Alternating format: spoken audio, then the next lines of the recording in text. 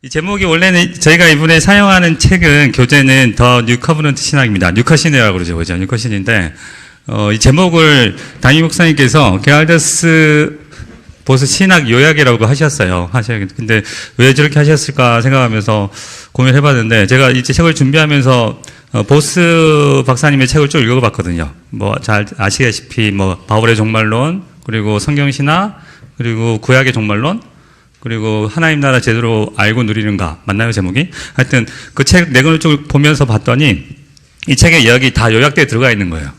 그렇기 때문에 오히려 저 제목이 정확하다는 생각이 들더라고요. 담임 목사님께서 정하신 제목이. 그래서 그렇게 보시면 될 것 같습니다. 그래서 제목은 게알더스 신학 요약이고요. 교재는 더 뉴 커버넌트 신학 이 책.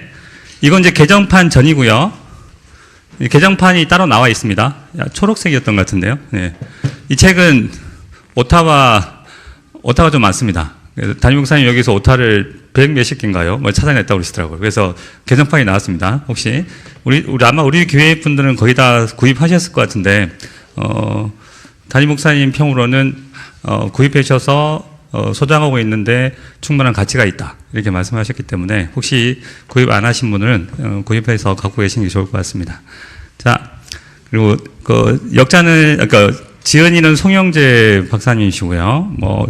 지은이에 대해서 소개는 그냥 넘어가도록 하겠습니다. 첫 페이지 이제 시작하겠습니다. 그 프린트물 보시면 아시겠지만, 송영재 박사가 쓴 이 책은 조직 신학의 교리를 종말론적 관점에서 재조명한 것이다. 종말론적 관점이죠, 그죠? 종말이 뭔가, 이렇게, 종말에 대한 개념을 물어보면 정말 다양하더라고요. 그렇죠. 그 성경에서도 종말이라는 개념 자체, 또 신학자들이 쓰는 종말이라는 개념 자체도 관점에 따라서 조금씩 달라지더라고요. 그래서 이제 그 자체는 이제 지나가면서 수업을 진행하면서 보도록 하겠습니다. 자, 언약 교리와 하나님 나라는 성경을 관통하는 신학적 줄기이며 그리스도의 십자가와 부활로 성취된 구원사의 골관이라고 할 수 있다. 자, 언약이라는 게 나오죠, 그죠? 하나님께서 세상을 창조하시고 그냥 두셔도 상관없지만 하나님께서 인류 역사 안으로 들어오시죠, 그죠? 그게 바로 이제 언약을 맺으시면서 들어오는 거거든요. 언약이 없으면 굳이 하나님께 들어오실 이유가 없죠. 하나님 어차피 시공간 속에 존재하지 않으신 분이기 때문에 시공간 밖에 존재하시는 분이잖아요. 근데 하나님께서 이 땅에 하나님 나라를 만들겠다는 생각을 하시고 언약을 맺으시면서 인간 역사 속으로 들어오시죠. 이걸 갖다가 어코모데이션이라는 단어를 써가지고 담임 목사님은 적응하신다는 개념으로 번역을 하셨고 다른 분들 보니까 제가 예전에 말씀드렸는데 적응보다는 맞추어 주심이 더 낫다. 하나님께서 인간 수준으로 맞추어 주셔서 인간 역사로 들어오셨다라고 표현하기 더 좋을 것 같습니다. 어쨌든 언약 교리, 언약을 통해서 이제 역사하게 되는 거죠. 이 부분에 대해서 지금은 이제 쭉 읽어보겠습니다. 이거 들어가는 말이기 때문에 쭉 읽어보도록 하겠습니다. 성령을 통해 그리스도와 함께 하늘에 앉고 땅과 통합된 하나님 나라에 들어간 것은 단지 미래의 약속이 아니라 이미 실현되고 누리는 축복이다. 그리스도와 연합하여 하나님 우편에 앉은 공간적인 이동은 그리스도의 재림의 시간적인 연장과 상관없이 성령 안에서 누리는 하나님 나라의 현재적 선물이다. 리얼리티라는 거죠. 지금 실제라는 겁니다. 그죠? 구원의 서정. 그죠? 우리가 라틴어로 오르도 살루티스라고 그러는데, 소명, 부르심이죠. 콜링입니다. 콜링이라고 그러면 다들 착각하는데, 콜링하면, 사역자로 부름받는다. 이런 콜링이 아니라, 콜링에는 특별 부르심이죠. 그게 뭡니까? 구원으로의 초청이죠. 그죠? 그 소명을 얘기하는 겁니다. 중생, 회심, 칭의, 양자, 성화, 견인, 영화, 이 다양한 측면을 이제 얘기하는 거고요. 어쨌든, 구원의 서정에 종말론적 활기와 생명력을 불어넣는 것은 구원사다. 이 부분에 좀 다 얘기할 겁니다. 교회는 땅에서 막연히 하늘을 기다리는 공동체가 아니라 이미 하늘에 앉아서 땅의 지체를 죽이면서 승리가 보장된 영적인 전쟁을 진행하는 종말론적 공동체다. 자, 하나님이 통치하시는 영원한 나라는 에덴에서 실현기를 거치고 구약에서 모형과 그림자를 통해서 예언되었으며 그리스도의 십자가와 부활에서 성취되었다. 그리스도의 승천으로 지금 세대, 이 세대라고 그러죠. 또는 다른 말로 세상, 또는 이 세상, 이렇게 얘기합니다. 그 다음에 오는 세대, 오는 세상, 그죠? 다른 말로 하면 The Coming Age, 내세. 담임 목사님 강의하실 때는 현세와 내세에 대한 설명을 했거든요. 저는 다음 시간에 하도록 하겠습니다. 세대가 상하로 겹친 이미와 아직의 준종말론적 하나님 나라는 그분의 재림과 함께 새하늘과 새 땅에서 완성될 것이다. 그리스도의 십자가와 부활로 성령을 부어주신 교회 시대는 개인의 구원 및 하나님 나라의 복음이 전파되는 새로운 시간의 시작이다. 율법과 선지자는 요한의 때까지요. 그 후까지는 하나님 나라의 복음이 전파되어 사람마다 그리로 침입하느니라.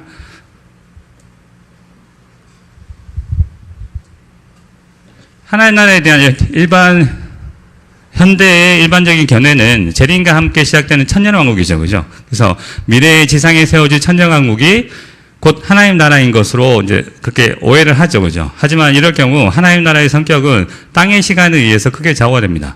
그리스도의 재림이 지연될수록 천국과 종말도 지연되는 것이죠. 그죠? 이와 달리 보스는 구원사의 관점에서 천국과 종말의 시간이 그리스도의 십자가의 부활에서 이미 시작된 것으로 봅니다. 이건 이제 우리 전에 무천년설이라고 그러죠. 그죠? 하나님 나라는 시간의 문제가 아니라 공간의 변화라는 것입니다. 성령 안에서 그리스도의 십자가와 부활에 동참한 성도는 이미 위에 앉았다. 그리스도와 함께 이미 하늘로 이동한 성도에게 역사적 시간의 지연이 하나님의 나라를 누리는데 장애가 되지 않는다는 것입니다. 하루가 천년 같은 하나님 나라의 카이로스의 시간, 특별한 시간이 시작된 것이죠. 이는 성령 안에서 신자들은 이미 그리스도와 함께 종말론적 승천을 경험함을 말합니다. 말세에 대한 현대의 일반 견해와 보수의 구원사적 종말론은 이처럼 구조적인 차이가 큽니다. 일반적인 현재는 시간만 고려하는 거죠. 그죠? 근데 보수는 공간까지 다 고려합니다. 구원사의 바탕을 둔 하나님 나라의 신학은 염세적이고 비관적인 말세로. 그래서 어쩔 수 없이 기다리는 거죠. 힘들지만. 이 땅에서 힘들게 기다리는 겁니다. 그걸 뭐 사는 거 다를 뿐만 아니라 적극적이고 건강한 기독교 세계관과 종말론을 가능하게 한다. 그죠? 보수가 말하는 구원사적 종말론은 이미 하나님 나라를 누리면서 살아가는 겁니다. 그죠? 이미 미리 맛보는 거죠.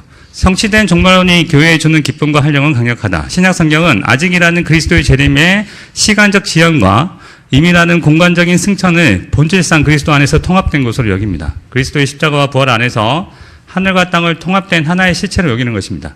지상의 교회는 그 중심에 있는 것이죠. 오늘날 교회가 당면한 물질주의, 세속주의, 개인주의, 율법주의, 신비주의의 도전은 더 큰 믿음과 경건한 삶을 요구하는 것만으로 충분하지 않습니다. 그죠? 이거는 이제 개인적인 희생을 요구하는 거죠. 그죠? 이런 문제들은 사실 하늘과 땅이 통합되지 않는 여전히 분리된 구조 속에서 땅의 실존과 생활을 해석하기 때문에, 그죠? 하늘과 나랑은 상관없는 겁니다. 그죠? 이 땅에서 그냥 믿음으로 그냥 우리가 알아서 버티는 거죠. 그죠? 발생하는 문제들입니다. 땅에서 미래의 천국을 기다리는 상태로만 구원과 생활을 정의하기 때문입니다. 기다리는 상태는 본질상 모호할 수밖에 없죠. 이걸 뭐라고 그럽니까? 이 구약시대 보통, 이게 다 구약시대입니다. 좀 이따 제가 설명할 텐데, 구약시대입니다. 사랑과 공의, 칭의와 성화, 복음과 율법, 신학과 실천, 교회와 세상이 양분화되거나 반씩 혼합될 수밖에 없는 것이죠. 그리스도 안에서 이것들은 혼합이 아니라 통합되어야 합니다. 그동안 구원사와 종말론에 대한 연구는 많았지만 그리스도와 함께 하늘에 앉은 땅과 하늘의 통합적인 관점에서 구원을 설명해 준 경우는 흔치 않았습니다. 필자, 이제 송영재 박사님은 그리스도와 연합을 통한 위로의 종말론적인 이동이 땅의 삶에 어떤 의미와 영향을 주는지 알고자 합니다. 신약 성경과 교회는 하늘의 실체가 땅의 존재와 생활을 좌우한다고 보았습니다. 물론 종말론은 오버 성취, 그러니까 너무 과도하게 임한 성취죠, 그죠? 이런 현상이 어디서 나타나냐면 고린도 교회에서 나타났습니다. 고린도 교회에서 나타나가지고 자기들이 이제 그때는 이제 지혜를 엄청 헬라 철학 자체가 지혜를 많이 강조하지 않습니까? 고린도 교회 보면 이미 자기가 구원 받았기 때문에 이미 자기는 모든 걸 다 누리고 모든 걸 다 가졌다고 착각하고 살아가는 거죠. 너무 누렸다고. 그런 게 이제 나타나는 게 이제 고린도 교회가 오버성취된 거죠. 이 땅에 자기가 이미 다 거룩하게 됐어요, 이제. 더 이상 필요 없어요, 이제. 더 이상 필요 없고, 자기가 쉽게 말해서 나중에 보면 이게 더 발전하면, 바울보다 자기가 훨씬 더 거룩하다 얘기합니다. 근데 하나님 입장에서 볼 때는 바울도 저희도 동일하게 그리스도 안에서 똑같이 거룩합니다. 그죠? 근데 자기가 더 거룩하다 착각하는 거죠. 혹은 언더성취. 이 땅에서 이제 그냥 죽으라고 사는 거죠. 어떻게 할지 몰라가지고. 그런 성취로 치우치면 안 된다는 겁니다. 완성된 종말은 아직 미래의 사건이다. 십자가와의 부활로 성취된 하나님 나라의 임의와 아직은 건강한 긴장을 유지하게 한다. 이미 개인주의 기복신앙, 번영신학이 교회 안에 깊숙이 침투하여 신앙마저 현세적인 성공과 땅의 영광을 얻는 도구로 전락한 오늘날 신약 성경의 종말론을 재발견하려는 노력은 필요할 뿐만 아니라 때 늦은 감이 있다. 어떤 의미에서 오늘날 우리는 더 급진적인 종말론적 해석이 필요한 시대에 살고 있다. 십자가 신학은 저희 종교개혁 때 루터가 주장했던 신학이죠, 그죠? 십자가 신학, 오직 그리스도만을 통하여서, 그래서 십자가를 통하여서 우리의 구원을 이룬다는 거죠, 그죠? 하지만 십자가의 신학이 또다시 영광의 신학이 되려고 하기 때문이다. 이 영광의 신학은 천주교 로마 카톨릭에서 말하는 신학인데, 인간의 행위로 성공으로 우리의 구원을 이루어진다는 주장입니다. 그런 신학으로 지금 되려고 하고 있죠, 그죠? 부활의 생명으로 하늘의 실체를 누릴 때에야 이 땅의 교회는 잠시 사는 이 세상에서 십자가 신학으로 돌아가게 될 것이다. 이는 그리스도와 성령으로 연합한 교회만이 땅에 속한 혈과 육을 상대로 싸워 승리할 수 있기 때문이다. 보스의 지적처럼 성경적 종말론은 현실을 무시하는 초월주의나 이상주의가 아닙니다. 그것은 오히려 물질주의 세계관을 거부하는 참된 현실주의입니다. 자, 보시면 앞에 보시면 돼요. 교재는 없습니다. PPT 보시면 됩니다. 자, 하나님께서 천지를 창조하십니다. 그죠? 창조하시고, 처음에 창조하신 다음에 뭘 하십니까? 그래서 행위 언약을 맺으시죠. 그죠? 하나님께서. 이게 창세기 2장 16절에서 17절에 나오는 행위 언약. 그래서 영어로 하면 covenant of works라고 하죠. 그죠? 또는 순종의 언약이라고 합니다. 하나님께서 언약을 맺으시죠. 그죠? 그 다음에, 만일에 이제 그때 상태는 아직 아담이 able to sin, 죄를 지을 수 있는 상태입니다. 그죠? 죄를 지을 수 있는 상태. 언약을 주셨다는 자체는 그러지 않습니까? 선악을 알게 하는 나무를 먹지 말라고 하셨고, 먹을 수 있는 상태도 되고, 안 먹을 수 있는 상태도 되는 거죠. 그죠? 어쨌든 이때는 죄를 지을 수 있는 상태인 겁니다. 그래서 만일에 쭉 갔다면 역사가 진행됐겠죠. 그죠? 쭉 진행됐을 텐데. 아쉽게도. 그죠? 끝에 가면 제일 마지막이 뭡니까? 종말이 오겠죠. 그죠? 마지막. 끝이 있다는 겁니다. 역사. 세상에서는 역사가 끝이 없다고 하지만 우리 성경은 분명히 역사의 끝이 있다고 얘기하죠. 그죠? 종말. 다른 말로 하면 뭡니까? 그게 종말이라고 얘기하면 우리 교회는 그런 분들이 별로 없을 것 같은데 종말하면 약간 부정적인 시각으로 바라보는 분들이 있어요. 그죠? 저 오기 전에 그랬습니다. 왜 종말하면 맨날 듣는 얘기가 옛날에 제가 시대가 좀 다르게 하면 다미성교회 아니면 아시나요? 1992년 세대가 다른가요? 어린애들은 잘 모르겠다. 그죠? 종말하면 온갖 이단 사이비들이 외치는 그런 거가 연결되어 있어가지고 웬만하면 말을 안 하고 싶어하는 그런 게 있었죠. 그죠? 근데 사실은 종말은 뭡니까? 새하늘과 새 땅입니다. 그죠? 새하늘과 새 땅도 신천지죠. 따지고 보면. 그죠? 온갖 좋은 말은 이단 사이비들이 다 갖고 와가지고 그래서 우리 신학교에서는 신천지라고 하지 않고 신천신지라고 합니다. 신천신지. 신천지와 이렇게 구별하는 거죠. 그죠? 어쨌든, 새하늘과 새 땅입니다. 이때는 어떻게 됩니까? Not able to sin. 죄를 지을 수가 없어요. 우리 짓고 싶어도 못 짓습니다. 아니, 죄를 지을 생각도 못 하겠죠. 그죠? 그렇게 상태가 됩니다. 그래서 이때는, 다른 말로 하면, 하나님과 완전히 연합하게 되는 거죠. 그죠? 언약을 맺는 이유 자체가, 제가 옛날에 송정재 박사님은 오셔서 강의하실 때 거의 40분을 언약의 의미에 대해서, 언약을 맺는 이유에 대해서 말씀하셨는데, 저는 그냥 간단하게 얘기하면, 하나님께서 우리가 언약을 맺는 이유는 하나님과 연합하기 위해서입니다. 이 연합이라는 개념 자체는 그냥 앉아서 대화하는 게 아니지 않습니까? 그죠? 제일 많이 드는 비유가 부부 간의 연합. 그죠? 온전히 알게 되는 거. 그죠? 그래서 이렇게, 제가 권사님을 아는 것과, 김영희 집사님이 권사님 아는 거랑 천지 차이죠. 그죠? 저는 no about이고 그분은 no죠. 그죠? 이렇게 아는 거, 그 차이가 있다는 거죠. 속속들이 아는 것과 그냥 대충 아는 것, 그 차이입니다. 그죠? 그래서 하나님과의 완전한 연합이 언약을 맺는, 하나님께서 언약을 맺는 이유신데요. 아쉽게도, 정말 안타깝게도 어느 순간에 우리 아담이 죄를 범하게 됩니다. 그죠? 죄를 지었고, 그 다음에서 어떻게 됩니까? not able not to sin. 죄를 안 지을 수 없는 상태로 변해버립니다. 그죠? 이게 구원받기 직전. 그죠? 그래서, 이렇게까지 하나님께서 그 전까지 행위 언약으로 구원을 성취하려고 하셨는데, 이제 그게 안 되고 하나님께서 뭘 주십니까? 창세기 3장 15절, 15절에 보면 구속의 언약을 맺으시죠. 그죠? 그죠? 그래서, 여자의 우선과 마귀의 우선. 그죠? 여자의 우선이 사탄의 머리를 깨부신다는 것, 그런 얘기 나옵니다. 그죠? 그러면서 이게 이제 은혜 언약이 시작됩니다. 이 전체를 이제 은혜 언약이라고 하죠. 은혜 언약. 그래서 은혜 언약은 크게 이 은혜 언약은 누구를 중심으로 우리 그리스도께서 구속을 성취하신 것을 기준으로 해서 근거로 해서 은혜 언약을 맺어지게 되는 거죠. 그래서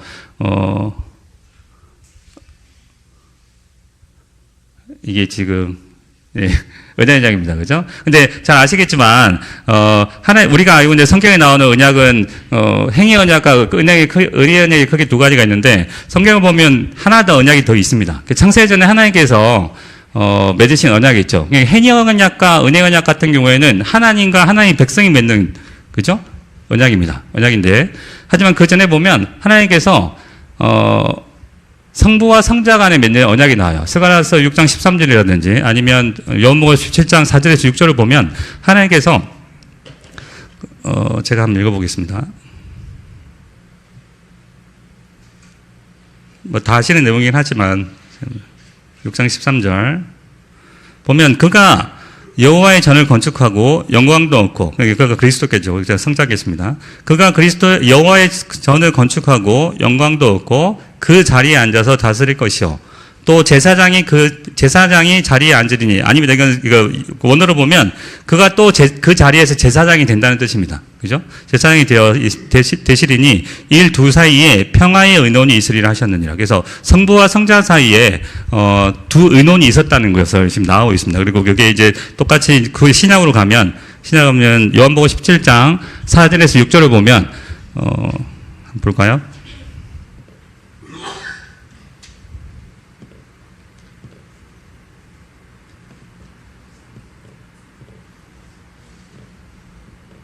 네.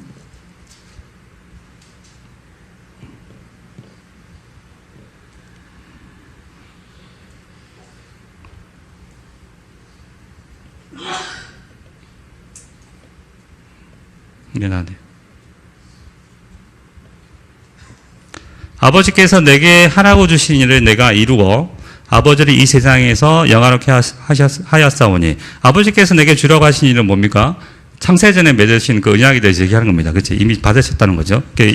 주신 일을 이 세상에서 영화롭게 주신 일을 내가 이루어서 아버지를 이 세상에서 영화롭게 하였사오니 아버지의 창세전에 내가 아버지와 함께 가졌던 영화로서 지금도 아버지와 함께 나를 영화롭게 하옵소서. 아버지 하셨으니까, 그죠? 세상 중에서 내게 주신 사람들에게 내가 아버지의 이름을 나타내었나이다. 그들은 아버지의 것이었는데 내게 주셨으며 그들은 아버지의 말씀을 지켰나이다. 그래서 이 문맥을 보면 창세전에 성부와 성자께서 맺으신 언약이 있다는 거죠. 또 다른 언약이 있다는 개념입니다. 그죠? 그래서 그 언약이 있었는데, 뭐 사실 같은 내용이죠. 같습니다. 행위 언약과 은혜 언약 같은 경우에는 성부와 성자가, 하나님과 백성이 그리스도를 중심으로 해서 그리스도를 통해서 언약을 맺는 거죠. 그죠? 그래서, 근데 창세전 언약은 이게 카운슬 오브 피스라고 그러는데, 그죠? 카운슬 오브 피스라고 하는데, 이거는 성부와 성자가 언약을 맺어서 이제 백성들한테 주는 거죠. 그 개념은 똑같습니다. 개념은 똑같은데 같은 개념이라는 겁니다. 그래서 어쨌든 상세적 언약이 있었다는 것을 아시고, 근데 성경을 보면 죄를 볼 때, 죄를 정의할 때 그냥 죄를 지었다고 하지 않고 타락이라는 용어를 씁니다. 그죠? 타락. 떨어졌다는 개념을 쓰죠. 그죠? 근데 이 개념이 어디서 오냐면 로마서 3장 23절을 보면 모든 사람이 죄를 범하였음에 하나님의 영광에 이르지 못했다는 거죠. 어디 이르지 못했다는 겁니다. 올라가야 되는데 못 올라갔다는 거죠. 어디 이르지 못했다는 개념을 씁니다. 그래서 오히려 그게 아니라 떨어졌다는 개념을 쓰죠. 그래서 그게 어디냐면 하나님의 영광에 이르지 못했다는 건데 결국은 종말입니다. 하나님과 하나가 되지 못했다는 거죠. 그죠? 그게 종말이죠. 아까 종말의 개념에 대해서 얘기했지 않습니까? 그죠? 하나님과 연합하는 거라고. 근데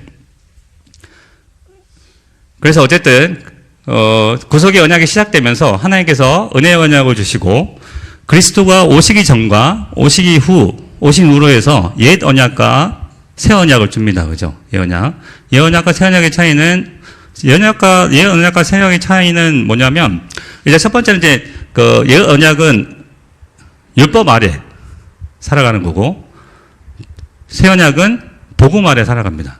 이 둘 차이가 뭐냐면, 실제로, 은혜의 방편이 다르죠. 은혜의 방편. 옛 언약 시대는 옛 언약 시대의 은혜 언약은 율법 아래에서 율법이라든지 예언이라든지 또는 어떤 상징과 같은 걸 통해서 하나님께서 은혜 언약을 성취하십니다. 반면에 복음 시대는 복음 아래 사는 시대는 예수님께서 오셨죠, 그죠? 이미. 그래서 되게 단순해져요. 어떻게 단순해집니까? 말씀과 성례로 되게 단순해지죠, 그죠? 하지만 더 깊죠. 이 언약은 복잡하면서도 조금 이제 그림자 역할을 했다고 보면, 새 언약 시대는 예수님께서 오심으로 실체가 오신 거죠, 그죠? 실체가 오시면서 단순해집니다. 그래서 말씀과 성례로서 은혜 언약을 하나님께서 인쳐주신다고 그러죠. 인쳐주신다. 그래서. 근데 다시 둘 다 그리스도가 오기 전에는 그리스도를 바라보면서, 구약 시대, 언약 시대는 그리스도를 바라보면서, 그리고 새 언약 시대는 오신 예수님을 뒤돌아보면서, 우리는 지금 뒤돌아보고 있잖아요, 그죠? 뒤돌아보고 있습니다, 그죠?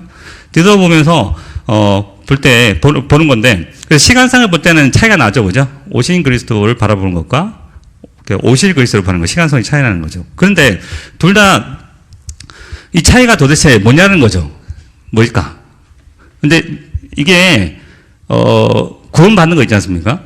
우리가 지금 타락된 상태에서 죄로 구원받는 거, 이순칭의 믿음으로 구원받는 건 똑같습니다. 구약이든 신약이든, 구약은 율법을 지켜서 구원받는 게 아닙니다. 아시죠? 그죠? 믿음으로 구원받습니다. 신약도 믿음으로 구원받습니다. 그죠? 똑같다면, 그러면 도대체 구약과 신약의 차이가 뭐냐? 이렇게 나오겠죠. 그러니까 신약의 차이. 구약은, 근데 그게 뭐냐면 이제 저기 하늘이라는 거죠. 저기 이제 예수님 앉아 계십니다. 잘 안 보이죠? 그죠? 예수님이 앉아 계십니다. 예수님이 부활 승천하셔서 십자가에 죽으시고 부활 승천하셔서 하늘로 올라가서 하늘의 성소에 앉으시죠. 그죠? 앉으셨습니다. 그죠? 근데 중요한 건 이제 하늘에 대한 이제 개념이 약하다는 거죠. 구약 시대는 하늘에 대한 개념, 계시 자체가 아주 충분히 이루어지지가 않은 상태입니다. 계시가. 그래서 이신칭의로 믿음으로 어렵게 돼서 구원받는 것은 명확한데, 하늘에 대한 이해는 그리스도께서 오시기 전까지는 아직 부족했어요. 계시 자체가 지금 점진적으로 진행되고 있는 상태이기 때문에 제대로 알려지지 않았던 거죠. 하지만 그리스도께서 오심으로 인해서 그리스도께서 십자가에 죽으시고 부활하셔서 승천해서 하늘에 들어가셨다고 이제 나오지 않습니까? 히브리서에. 그래서 히브리서에 보면 실제로 하늘 성소에 들어가셨다고 말씀합니다. 9장에 나오고요. 그래서 그 휘장 안으로 들어가셨다는 뜻인데, 히브리서 6장 19절에 보면 그는 멜기세덱의 반차를 따라 휘장 안으로 들어가셨다고 나옵니다. 휘장 안으로. 그 휘장 안으로 들어가셨기 때문에 우리에게 이제 소망이 있는 거죠. 소망. 그리고 우리의 영혼이 다치 튼튼하고 견고하다고 히브리서가 이렇게 말씀하는 겁니다. 근데 구약 시대는 아직 계시가 발전되고 있는 상태이기 때문에 하늘에 대한 개념이 약했죠, 그죠? 하늘이 약했고, 그래서 하늘에 대한 그래서 구약에 보면 그 사후 세계에 대한 개념이 좀 떨어지지 않습니까? 그래서 욥도 그렇고 야곱 같은 경우에도 머리를 풀고 흰머리를 풀고 어디로 들어간다 그럽니까? 어디로 내려간다 그럽니까? 스월로 내려간다고 하죠, 그죠? 스월 내려가. 죽음에 대한 개념 자체가 약하기 때문에 굉장히 부정적이어요. 어둡죠, 그죠? 그래서 믿는 사람도 구약에 보면 서울로 내려간다. 이런 표현 자체는 아무래도 사후 세계에 대한 정보가 약했기 때문에, 적었기 때문에, 아직 계시가 완전히 충분하게 전해지지 않았기 때문에 부정적일 수밖에 없었던 거죠. 아직 예수님이 오시기 전에 여기에 대한 사후 세계에 대한 정보가 충분하지 않았기 때문에 내려간다고 했던 것입니다. 하늘에 대한 정보가 약했기 때문에. 근데 예수님 오신 이후에는 이제 달라졌어요. 바울은 보시면 알겠지만 그 율법에 대해서 굉장히 잘 알고 있어요. 그죠? 자기 하늘에 가고 싶다고 그러잖아요. 얼른. 그죠? 그리스도와 함께 있고 싶다고 얘기하지 않습니까? 그죠? 차라리, 빌립보서 1장 보면 차라리 내가 빨리 죽어가지고, 그죠? 석태표서 빨리 죽어서 예수님한테 가고 싶다고 그러잖아요. 하지만 그래도 왜 있으냐 하면 자기가 여기 있는 게 아직 너희들한테 유익이 되기 때문에 안 간다고, 지금 못 간다고 얘기하는 거죠. 그죠? 바로, 하늘에 대한 개념 자체가 이제 바울의 상황이 있었던 거죠. 그리고 에베소서 2장 6절 보면, 예수님과 함께 우리가 하나님이 우편에 앉았다고 이렇게 돼 있습니다. 그죠? 아시죠? 그죠? 그래서 하늘에 이미 앉아 있는 겁니다. 우리가. 그래서 하늘에 볼 때, 우리가 올라가는 거지 내려가는 것이 아니게 되는 거죠. 예. 더 이상 서울로 내려간다는 개념이 아니라, 우리가 죽으면 하늘로 올라간다. 하늘에 대한 개념이 세워지게 된 거죠. 그러니까 예수님 이후에는 이 하늘에 대한 이해가 훨씬 더 명확해졌고, 그리고 기대감을 갖고 있는 거죠. 근데 이거 개념을 모르면, 아까 말씀드렸듯이 구약시대, 신약시대를 살아가면서 예수님 오실 때까지 죽으라고 이 땅에서 어떻게든 버티는 건 뭡니까? 구약이랑 똑같은 겁니다. 구약이랑. 똑같은 은혜 언약인데 여기에서는 예언 언약에서는 아랫부분에 대해 상당히 밝죠, 그죠? 그래서 그때는 뭐 우리 송목사님 지금 레기를 많이 연구하시는데 뭐 그래서 짐승의 피를 가지고 제사를 지낸다는 건지 또는 땅의 성막 이런 게 되게 밝지 않습니까? 그래서 우리는 지금 우리 보고 제사를 지내라고 하면 제가 읽으면서 레이지파 사람들 왜 이렇게 많지 했는데 공부 생각해 보니까 해야 될 게 너무 많은 거예요. 그죠? 누군가 한 명이 한다고 생각해 보세요. 제사를 지낸다고. 동물을 잡고 성막을 짓고 그 유지한다고 생각해보면 인원이 적으면 절대 안 된다는 생각이 들어요. 그리고 어릴 때부터 교육이 돼야죠. 그죠? 제사장들 직무를 수행하는 거, 그리고 나머지 레인들이 자기 일을 성막에 관련된 일을 수행하는 거 있어서 어릴 때부터 이게 도제식으로 교육이 안 되면 가르쳐서 될 게 아니거든요. 하나씩 어릴 때부터 가르쳐야 하기 때문에. 그렇기 때문에 인원이 많을 수밖에 없죠. 그죠? 그래서 그게 이제 구약시대는 성소에 관련된 성막에 관련된 일을 수행했던 사람은 아론의 반차에 속했던 제사장들입니다. 그죠? 그리고 그 아론의 반차를 통해서 땅의 성막에 대한 이해는 굉장히 밝았어요. 그때 당시에는. 재단에서 짐승을 피해 잡고 성막 안에 들어갑니다. 그죠? 그리고 지성소 안에, 성소가 있고 지성소가 있죠. 그죠? 지성소 안에서 들어가는데 제사장이 1년에 딱 한 번, 며칠입니까? 대속죄에 7월 10일이죠. 그죠? 7월 10일에 1년에 딱 하루 들어가는데 거기에 이제 지성소 안에는 언약궤가 있고 언약궤 위에, 속죄소가 있지 않습니까? 거기다가 피를 뿌립니다. 그죠? 피를 뿌리고. 그리고 들어갈 때 제사장은 그냥 들어가지 않지 않습니까? 에봇을 입죠. 그죠? 에봇을. 그래서 12지파의 이름이 적힌 에봇을 입고, 지성소 안에 들어가죠. 그죠? 그래서 거기서 이제 피를 뿌린 다음에 제사장이 기도를 합니다. 기도를 할 때, 제사장이 중보자가 되는 거죠. 기도할 때, 나머지 사람들은 어디 있습니까? 성막 주위에 다 서 있어야 돼요. 앉으면 안 됩니다. 다 서서 똑같이 기도하셔야 돼요. 그래야지, 그때 제사가, 효험이 있는 거죠. 그 순간 다 같이 기도해야 되는 겁니다. 근데 그 효력이 몇 년 갑니까? 딱 1년밖에 안 가요. 그럼 1년 뒤에 또 해야 되는 거죠. 그죠? 계속 해야 됩니다. 근데 예수님은 아닙니다. 그죠? 예수님은 멜기세덱의 반차를 따라서, 제사장이 되셨기 때문에 영원한 제사장이 되셔서 죽으시고 하늘로 들어가셔서 하늘 성소, 사람의 지은 성소가 아니라 선으로 지은 성소가 아니라 하늘 성소로 들어가셨어. 그렇죠? 그래서 너희를 위해서 예수님께서 하나님 앞에 나타나셨다. 이렇게 말을 합니다. 거기 히브리서 4장 4장 14절에서 16절을 보면 우리의 대제사장은 우리의 연약함을 긍휼히 여기지 아니하실 분이 아니라고 얘기하죠. 그죠? 그래서 왜? 예수님께서 우리와 똑같이 시험을 당하셨지만 대능 없으시기 때문에 우리를 100% 공감하시기 때문입니다. 그래서 여기서 지금 휘장 안에 들어가셔서 하나님 앞에 나타나셨죠. 위에. 저기 하늘의 휘장입니다. 휘장 아닌데 표를 잘 못했지만. 그래서 예수님께서 들어가셨기 때문에, 그죠? 여기 들어가셨기 때문에, 저기 와서 하나님 앞에 나타나셨기 때문에 우리의 영혼이 닻이 튼튼하고 견고한 거죠. 그래서 우리는 구원이 흔들리지 않는 겁니다. 하지만 저 위에 대한 이해가 약하면 요 밑에만 있다 생각해 보십시오. 어떻게 됩니까? 맨날 불안한 거예요. 그죠? 그래서 구원에 대한 개념 자체가 나는 오늘은 구원받은 것 같은데 내일은 구원 안 받은 것 같아. 근데 어제는 구원 안 받은 것 같은데 오늘은 구원 받은 것 같아. 이런 계속 흔들린 이유가 뭡니까? 이 하늘에 대한 개념 자체가 약하기 때문인 거죠. 네, 하늘에 대한 개념 자체가. 다시 말하면 구약의 성막, 여기서 성막 자체는 옛날에 그림자라고 그랬죠. 그죠? 그림자를 통해서는 하늘에 대한 이해가 약해요. 다 알 수가 없는 상태입니다. 명료하지 않죠. 그래서 아까 말했 두려워요. 구원받았는데도 두렵고, 그래서 하지만, 아론의 반차가 아닌 예수님의 멜기세덱의 반차를 따라서 그리스도와 함께 하늘에 앉은 사람은 어떻게 됩니까? 이제 그다음부터 마음 편해지는 거죠. 왜? 나한테 달린 게 아니라고 알기 때문에. 우리가 그리스도와 함께 같이 하늘 성소로 들어갔기 때문인 거죠. 그죠? 그리고 보면 아론은 대제사장은 들어갔을 때 서서 기도했습니다.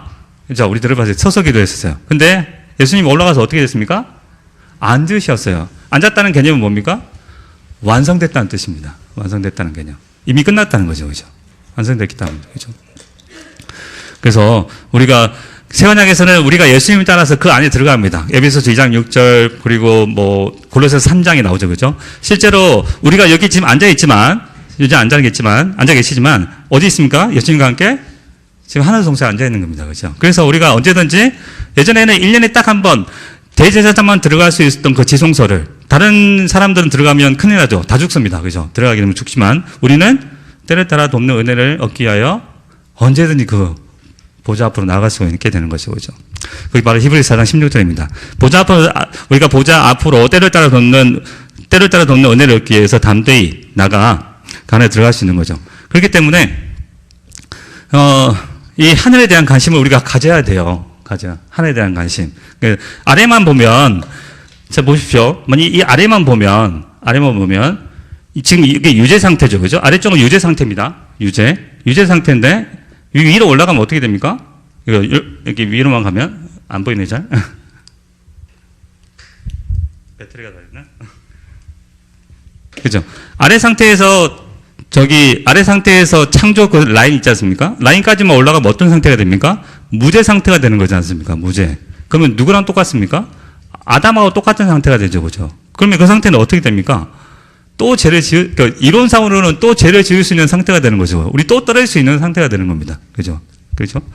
그런데 어떻게 됩니까? 그게 하나님께서 원하시던 방법은 그게 아니라는 거죠. 그죠? 우리가 어떻게 해야 되냐고요? 위로 올라가야 되는 거죠. 이게 배터리가 다 됐나 봅니다. 네.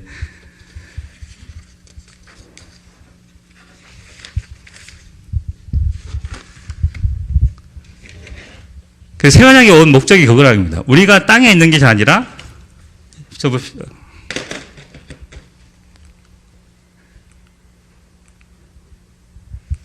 아까 설명한 거죠, 그죠? 아직 구약시대는 하늘에 대한 개념이 없었어요. 그래서 점점점입니다. 하지만 새 언약 시대는 실선이죠, 실선. 어느 정도 실선입니다. 이제 하늘에 대한 개념이 섰던 거죠, 그죠? 그리고, 아까 방금 말했지만, 만일에 저 땅에서 밑에서 타락된 상태에서 저 선까지 올라온다면, 이건 똑같은 거죠, 그죠? 무죄 상태입니다, 그냥. 죄를 지을 수 있는 상태가 된 거죠. 이제 able to sin, 죄를 지을 수 있는 상태입니다. 이론상. 하지만 여기서 멈추면 안 되죠. 우리는 어떻게 됩니까? 저 위로 올라가야 돼요, 지금. 아마 수원 전제라서 안 될 거예요. 네. 그래서 그리스도와 연합하여 하늘 성소 휘장 안으로 들어가야 되는 거죠. 그래야지 우리가 안전해지는 겁니다. 그죠? 알게 되죠.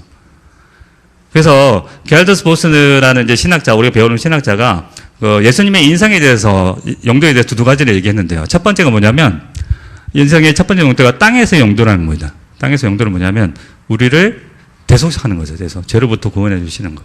그렇죠? 하지만 하나 더 있습니다. 두 번째가 뭐냐면, 예수님의 인성의 용도가 있다는 겁니다. 인성의. 두 번째 용도가 뭐냐면 최종 용도인데, 그거는 하늘의 휘장 안에 있는 은혜의 보좌 앞으로 우리를 데려가시는 거죠. 우리와 연합해가지고, 우리를 함께 이렇게 데리고 올라가시는 거죠. 그죠? 이게 밑에 것만 되면 아까 아담과 똑같은 상태입니다. 그렇기 때문에 문제가 되죠. 그죠? 하지만 우리를 데리고 올라가기 때문에 우리 영혼을 다시 튼튼하고 견고해서 우리가 어디든지 믿음의 확신을 가지고 은혜의 보좌 앞에 나갈 수 있다는 겁니다. 그죠? 자, 그래서 보통 우리가 새 언약 얘기하면 잘 모를 때는 그 밑에 부분, 땅 부분만 생각하거든요. 그러니까 수평적 구조. 율법 안에 있는 옛 언약과 그 새 언약. 지금 우리가 살고 있는 새 언약 시대를 이제 수평적인 관계만 생각하는데 이 수직 관계도 생각해야 된다는 겁니다. 위의 관계. 그죠? 수직 관계. 그래서 이 부분을 전체를 다 봐야 되는 거죠. 수직과 수평 모두를 다 포함한 것이 바로 새 언약이거든요. 수직과 수평. 그래서 그렇기 때문에 새 하늘과 새 땅에서 그래서 우리의 구원이 보증되는 겁니다. 하늘 위에 올라가 있기 때문에 보증되어 있는 거죠. 지금 우리가 하늘 위에 올라가 있기 때문에 보증이 되는 겁니다. 그런데 만약 땅에만 있다면 아까 말했듯이 계속 우리는 죄를 지을 수 있는 상태, 또 떨어질 수 있는 상태랍니다. 그래서 아까 말했던 이 박스가 생겨나는 겁니다. 이 박스. 그래서 박스가 생겨나는 거죠. 그래서 이 박스가 이 새 언약 안에서는 이렇게 생각나는데 구약 시대에는 이 박스가 아직 완성이 안 됐죠, 그죠? 점선입니다. 위에 점선이 됐기 때문에 아직 계시가 주어지지 않았기 때문에 완성되지 않았죠. 미완성이었습니다. 아직 하나님에 대한 계시가 없었죠. 그러니까 이거 밑에서는 있는데 위에는 없는 거예요. 밑에서는 구원받는 개념. 여러분들은 뭐 구약 시대 사람들이 제사를 지내서 자기들이 구원받았다고 생각한 사람은 없었습니다. 자기들이 제사 지냈기 때문에 구원받았던 게 아니라 하나님 백성이기 때문에 죄를 사하기 위해서 죄를 사하는 행위로서 이렇게 나중에 우리를 대속할 누군가가 올 거라는 그 개념을 알고 제사를 지냈던 것입니다. 어쨌든 땅에 대한 개념은 확실했지만 위에 거는 확실하지 않았죠. 그래서 미완성이었던 거죠. 하지만 부활하신 그리스도께서 오심으로 저 박스가 새한약 시대는 완성된 거죠. 그리고 혈옥은 영원한 겁니다. 그리고 또 재밌는 게 뭐냐면, 여러분 아시겠지만, 구약 시대는 지성소 안에 뭐가 있었습니까? 그 속죄소 위에? 그룹이 있죠. 그죠? 그룹이 있었습니다. 그죠? 그룹이 있었는데, 그 그룹이 언약궤를 지키고 있었죠. 지키고 있었습니다. 그죠? 그리고, 아담과 하와가 에덴 동산에서 쫓겨났을 때, 쫓겨나고 나서, 에덴 동산을, 에덴에 있는 동산을 지키는 존재가 누굽니까? 두루 도는 불칼과 함께 그룹이 지키고 있죠. 그죠? 지키고 있는 겁니다. 그죠? 그런 의미에서 에덴 동산도 일종의 성소라고 볼 수 있죠. 그렇게 개념을 볼 수 있습니다. 어쨌든, 나중에, 근데, 못 들어가게 막고 있는 거죠. 지키고 있는 겁니다. 근데, 하늘에 들어갔을 때 멜기세덱의 반차에 따라서, 멜기세덱의 반차에 따라 예수님께서 하늘 성소 들어갔을 때는 더 이상 그룹이 나타나지 않습니다. 왜? 자기 일이 끝났거든요. 자기 임무는 끝났기 때문에 더 이상 필요가 없는 거죠. 그리고 중요한 건 아까 말했지만, 서서 일하지 않아요. 예수님은 앉아 계십니다. 우리도 뭐라고 되어 있습니까? 이 정도 앉히셨으니 되어 있어요. 앉아 있다고 되어 있죠. 그죠? 우리가 자유롭게 막 들어가는 거예요. 그래서 담대히 마음대로 막 들어갈 수 있는 거죠. 그래서, 근데 이게 중요한 게 뭐냐면, 더 중요한 거는, 이게 미래형이 아니라 현재형이라는 겁니다. 현재형. 현재. 지금 일어나고 있는 거, 실제라는 거죠. 그죠? 히브리서를 보면, 현재형으로, 왜 그만큼 예수님의 사역이 멜기세덱의 반차로 오신 그분의 사역이 영원하고 위대하고 지속적인지를 보여주는 겁니다. 현재형으로. 그죠? 새언약에서 이제 우리가, 수직적인 관점에서, 이 수직적 관점. 그죠? 보셔야 돼요. 수평적으로 보면, 보셔야, 그죠? 수평적으로 보면, 시간적으로 보면, 과거와 현재는 같아질 수가 없죠. 그죠? 그죠? 현재와 미래도 같아질 수가 없습니다. 시간의 차이가 있기 때문에. 하지만, 공간으로 보면 어떻게 됩니까? 공간으로 보면? 공간은 겹칠 수 있죠. 저는 옛날에 영화 보면 차원 이동하는 영화들 막 나오지 않습니까? 그때는 이제, 4차원으로 이동하고, 미래로 왔다 갔다 하는데, 그게 옳다는 게 아니고, 생각해보면, 글을 쓰거나 그 영화를 만든 사람들은 공간의 개념을 알았던 것 같아요. 저는 그냥 단순히 시간의 개념만 생각했었는데, 시간의 개념상으로는 과거와 현재가 미래가 동시에 존재할 수 없습니다. 그죠? 현재와 미래가 동시에 존재할 수 없죠. 하지만, 공간은 존재하는 거죠. 내가 여기 있지만 미래의 어떤 공간이 존재하는 거죠. 그죠? 시간이 공간이 동시에 존재하는 거, 개념을 보면 그렇게 되겠지만 사실은 공간이 존재하는 거죠. 공간. 그래서, 게르트 토스가 하신 말씀이 시간은 동시에 존재할 수 없지만 공간은 동시에 존재할 수 있다는 거죠. 그죠? 우리가 이 안에 또 다른, 우리가 지금 이 공간이 또 다른 공간이 들어갈 수 있듯이 이 안에 또 다른, 제가 이것을 또 다른 데다 넣을 수 있죠. 그죠? 그렇잖아요. 공간은 계속 겹쳐서 존재할 수 있다. 얘기하는 겁니다. 그죠? 그래서 이 공간이 근데 예수님께서 또 이 공간 개념이 그럼 어디서 왔냐 할 때 예수님이 하늘 성소로 들어가셨다고 그러잖아요. 들어가셨다는 말은 공간으로 간 거죠. 그죠? 시간이 아니라 어떤 공간으로 들어가신 거죠. 그래서 어디 공간이 생겼다는 거죠. 우리가 말하는 삼층천. 그래서 삼층천이 되겠죠. 삼층천이 존재하는 거죠. 그래서 이 공간이 자체가 시간은 계속 흘러가고 있지만, 공간은, 시간만 본다면, 아까 말했지만, 분리될 수 없죠. 분리할 수밖에 없죠. 그죠? 하지만 공간 자체는 동시에 존재할 수 있다는 겁니다. 그래서 이 공간적으로 보면, 미래와 현재가, 또는 현재와 미래가 우리와 함께 하기 때문에, 하나님 나라가 우리 안에 있다고 이렇게 말할 수 있게 되는 거죠. 들어와 버렸기 때문에. 예수님께서 어떻게 하나님 나라가 있어요? 지금 하늘을, 위에서 내려와서 합쳐져 있기 때문에 이제는 하나님 나라를 우리가 누릴 수 있다는 거죠. 그죠? 공간적으로 들어갔기 때문에. 제가 계속 같은 말을 하고 있습니다. 네. 어쨌든,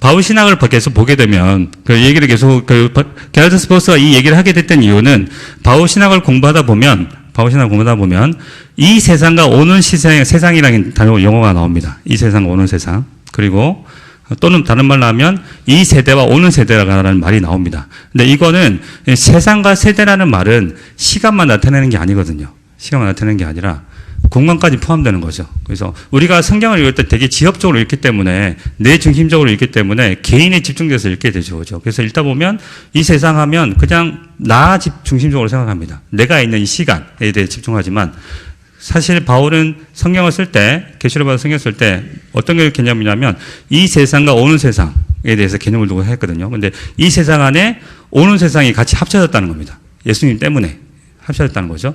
그러면서 그래서 우리가 비록 이 세상에 속하지만 예수님하고 같이 올라가서 오는 세상에 속했기 때문에 오는 세상에 속해 살아가기 때문에 우리가 이 땅의 것들을 버릴 수 있다고 이해하는 거죠. 그래서 왜? 이미 하나님에 속해 있기 때문에.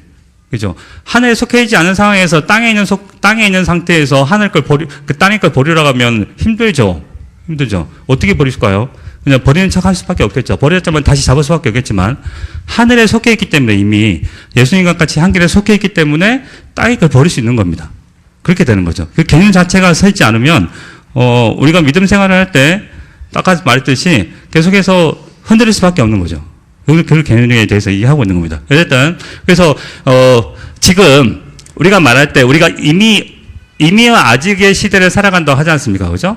그래서 지금 시간과 공간이 겹친 시대, 그걸 갖다가 갤러스 포스는 반종말 시대라고 그러죠. 세미, 반종말. 우리가 결성, 중결성 할 때 결성 있지 않습니까? 중결성도 사실 결성이죠. 그죠? 반 결성이라는 뜻인데, 어쨌든 시간과 공간이 겹친 시대를 살아가는 걸 반종말 시대라고 했고요.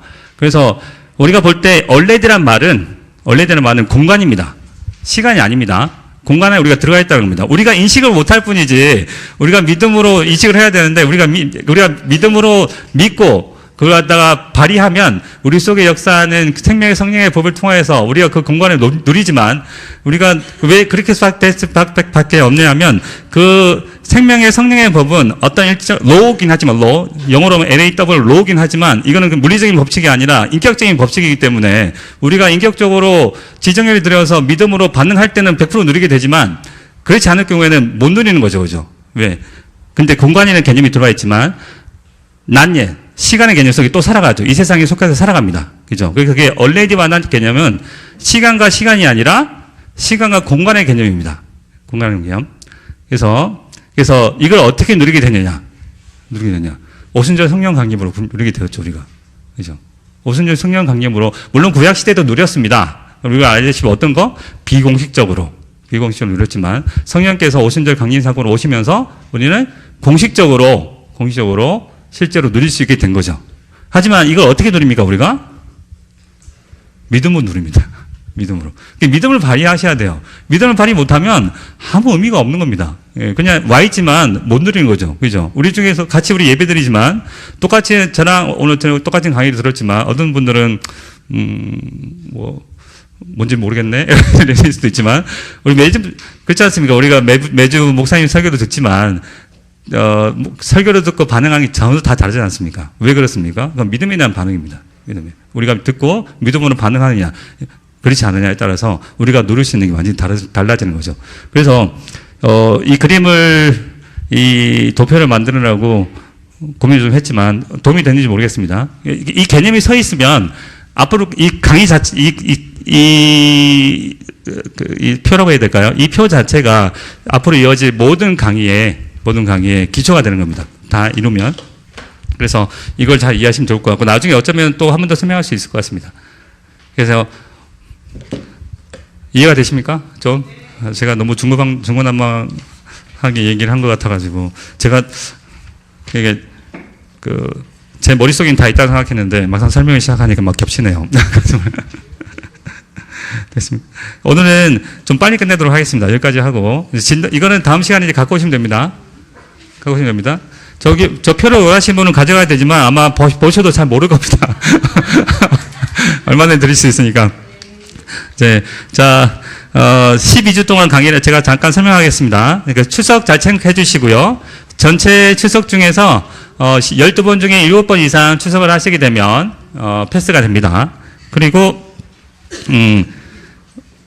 5월 말까지 진행되고요. 5월 3일이 제가 알기로는 야유회가 있습니다. 5월 3일은 휴강이고 나머지는 똑같이 9시부터 9시 50분까지 진행하도록 하겠습니다. 다음 시간부터는 교재를 가지고 읽으면서 설명하게 될 테니까 교재 꼭 챙겨주시고요. 중간중간에 궁금한 점이나 어려운 점이나 아니면 모르는 부분이나 헷갈리는 부분 있으면 언제든 질문해 주시면 같이 나누도록 하겠습니다. 혹시 오늘 표 가지고 궁금하신 점 있으십니까? 이 설명 듣고? 다 아시는데 제가 너무 어렵게 얘기한 거죠? 알겠습니다. 오늘은 첫날 제가 기도하고 끝내도록 하겠습니다. 하나님 아버지 감사합니다. 오늘 게르스 보스 신학 요약을 은혜 가운데 시작하게 하시는 감사드립니다. 오늘 첫날에 이 책을 쓰게 된 저자인 송영재 박사가 이 책을 쓰게 된 계기와 그리고 새 언약이 도대체 뭔지에 대해서 전체 아웃라인을 오늘 같이 표현을 하면서 나눴습니다. 주님, 창조부터 종말까지 주님께서 우리를 언약 가운데 간섭하여 주시고 정말 하나님의 형상으로 지은 우리가 하나님과 온전히 연합하기 위해서 어떻게 해야 되는지를 오늘 알게 되었습니다. 구약시대 때 불분명하였던 것이 그리스도께서 오셔서 구속을 성취하시고 하늘 성소에 올라가심으로 자신의 피로 단번에 영원히 들어가심을 인하여서 또 들어가실 때 우리 또한 같이 연합된 상태로 하나님의 성소에 들어가서 나아가서 언제든지 앉았다는 그 사실을 알게 됨으로써 우리의 믿음이 땅에 살지만 비록 이 땅에 속해 살아가지만 이 시간 현재를 살아가지만 미래에 임할 하나님의 나라 그 하나님 나라를 불완성하게 누리는 것이 아니라 완성된 그 하나님 나라를 미리 맛보면서 하나님 나라를 누리고 살아감으로써 우리가 의와 희락과 평강을 누릴 수 있다는 사실을 알게 됩니다. 주님, 우리가 잘 모르지만 오늘 배웠던 이야기 그리고 계속해서 우리가 담임 목사를 통해서 배우는 게르스 보스 신학을 통해서 만드는 그 설교로 통해서 우리가 배우는 그 내용을 통하여서 잘 모르더라도 우리가 믿음으로 하나님의 말씀에 순종함으로 이러한 하나님 나라를 충분히 누리고 살아가는 제가 될 수 있도록 하나님 인도해 주시옵소서. 오늘 하루도 그리스도 아래서 온전히 주 앞에 나아가 예배할 수 있도록 하나님 복을 다하여 주옵소서. 감사합니다. 살아계신 예수 그리스도 이름으로 기도드립니다. 아멘.